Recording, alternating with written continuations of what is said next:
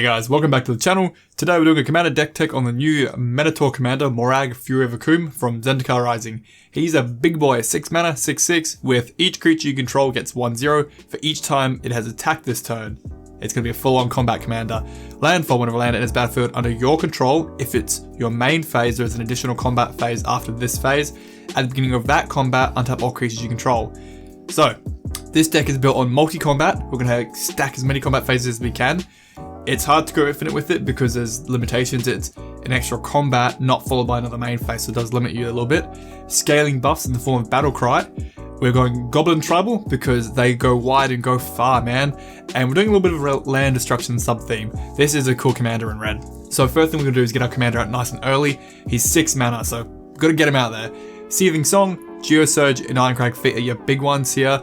Geosurge and Ironcrag Feet allow you to get your commander out on turn 4 just on their own, even if you didn't ramp into them really quick. Other options are your Rituals. They're a little bit cheaper and they'll give you 3 mana back, but you can use them for other spells too. There's lots of good creatures in the deck too.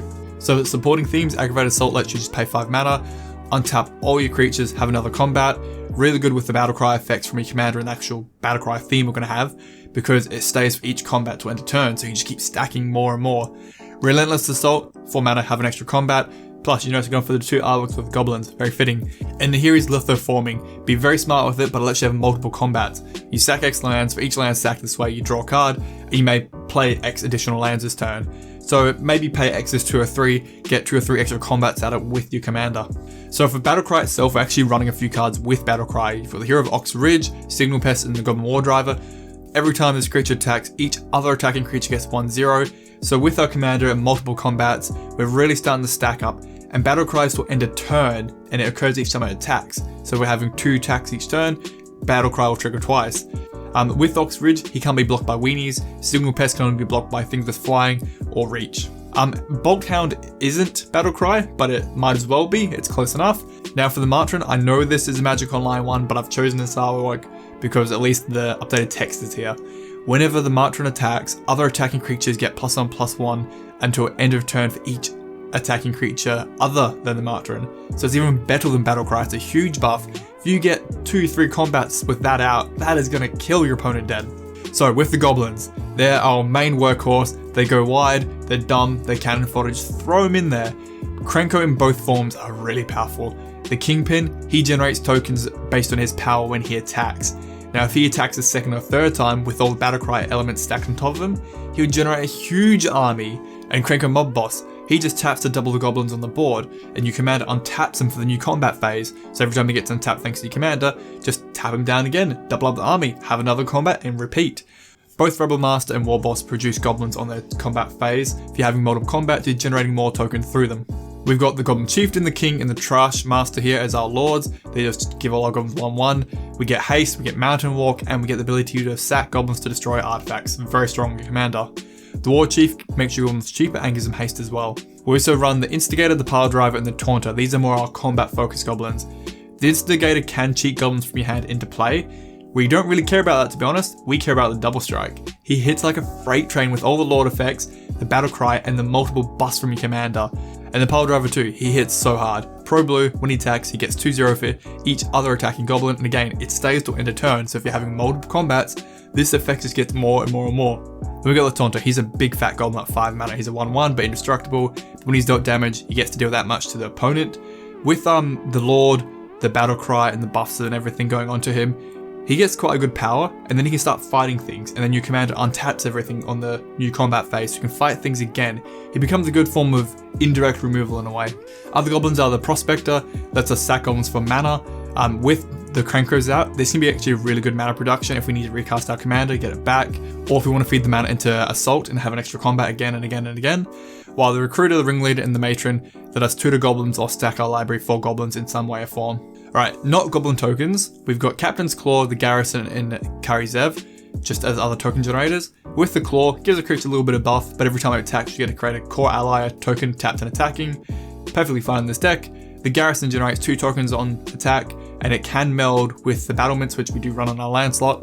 And Kari Zev, she just makes an annoying little token that is legendary, so you don't get multiple. But she's just an efficient creature. 2 mana, 1/3, first strike, menace, makes another token, really good. Okay, other big boys in attack. The Eldrazi do some work for us here. The new Moraug, he gets to nuke 2 permanents when you cast them, plus when he attacks, he just eats 20% of the library in one go. The Butcher of Truth, when you cast him, you draw 4 cards, which is great in a mono red deck. And he's Annihilator 4. If you have an additional combat, your opponent has to sacrifice 8 permanents in 2 combats. Oh, it's so good. And plus he goes back to your library every time he gets killed. And Bane of Bolagag might be Annihilated 2 with Exile. Other fun ones is Atali, just stealing everything off the top of all the libraries. Inferno Time becomes a king of ping, he just nukes all the weenies dead, starts headshotting everything. Uldvari Hellkite can get out of control in the air, just generating a huge dragon army, just beating everything down. And Lannery, she makes tons of treasure tokens for extra ramp. Now, of course, mono red, goblins, kik-jiki's gotta be in here, gotta have a couple combos with him. He works with Zealous Conscript for infinite tokens of the Zealous Conscript, or infinite combat with Combat Celebrant, or just kik-jiki on his own with anything in the deck is pretty good. And then he gets additional untap thanks to our commander with extra combats, so you can just start making tokens of other things, which is just good. Alright, a little bit of a land destruction theme. Crucial Worlds, kind of a must-have because we do have a few lands that can sack themselves to kill other lands. But the Geomancer's Gambit and Cleansing Wildfire are both ways to wreck lands, and we get to draw cards. But we also run Strip Mine, Ghost Quarter, and Field of Ruin just to start nuking our opponent's land base. Weird thing, Strip Mine, the Expedition printing right now, is only $4 more than the white border from, was it Anthologies? Yeah, Anthologies I think it was. Or 4th is it? 4th, yeah, 4th edition. So you can pick them up real cheap. So onto support, Dolmen Gate is a must-have. It prevents all combat damage to attacking creatures we control. This really offsets the downside to Battlecry. Battlecry in our commander's effect is all about power, no toughness. This just removes that negative trait. The Cauldron and the Ori are reckless cards, but they're chaotic fun. Players can play additional lands, which for us means extra combats. With the Cauldron, whenever a land is tapped, its owner bounces it back. So this can just stuff up people's overall game plan as well. So if we've got board dominance, just take control there. And the Ori, if someone empties their hand, they get to draw 3 cards. In mono red, you're winning. With mono red, draw by limited, but Tournament Legends can be pretty fun. Whenever your commander enters or attacks, put a counter on it, remove a counter to draw a card. With our commander, that's gonna be a lot. We run Faithless Looting because goddamn, stop banning it please, I love it.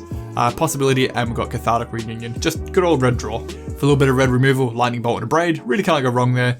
Kaya Swap to hit anything we can't target with the other 2, and Vandal Blast just to nuke everything at the board that's an artifact, which in a big game of Commander is a lot apparently. Onto ramp, Oblivion Soul can be a fun one. When you cast him, your opponent exiles top 4 cards of the library. You may put any number of lands exiled onto the battlefield that way. If you hit 4, with the new combat phase coming up, you could have 5 combat phases if you hit it big. We also run Walking Atlas, Solemn, and Burnished Heart.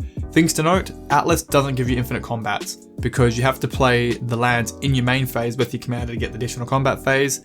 So if you're trying to untap it in each combat phase, it doesn't work. And Burnished Heart himself gives you 2 additional combats thanks to your commander. Onto the mana rocks, nothing too special here. We've got Sol Ring, our Signet, our Medallion, our Diamond, and Heraldic Banner. Probably the only thing kind of unique there. You're going to name red, of course, so your red creatures get 1/0 and you can just tap for red too. Now lands matter. Field of the Dead, we do have a lot of unique lands here, so it generates an army of zombie tokens, which too can help with our overrunning effect.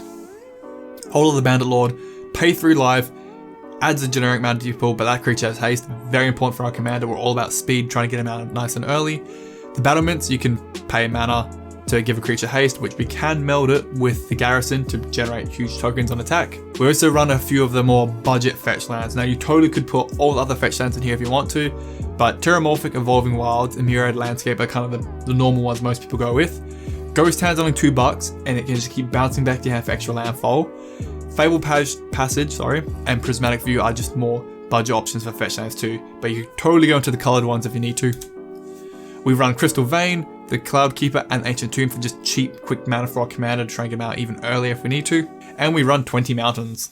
So Moraug is a very quick commander. He is expensive at 6 mana, so try and mulligan to a hand where you got a little bit of explosive start to get you going. But if you can get him out and get that dominance of extra combat phases, it's so much fun. I like the idea of him leading the goblins, getting them all riled up and swinging in there multiple times. Yeah, and cool. It's cool to play with Battlecry. It's definitely kind of a dead theme. No one uses it in Commander, not my playgroups anyway. So I really wanted to try and bring it back with him because it's kind of what he's doing. yeah, so let me know your thoughts, guys. I also think his showcase artwork is sick, as you can see here. Alright guys, have a good one. See ya. Thanks for watching, guys. If you like the video, if you like this cool Manator commander, give the video a like. Helps out the channel so much, I think. Who knows how YouTube's algorithm works anymore. And to my patrons, thank you guys for your direct support.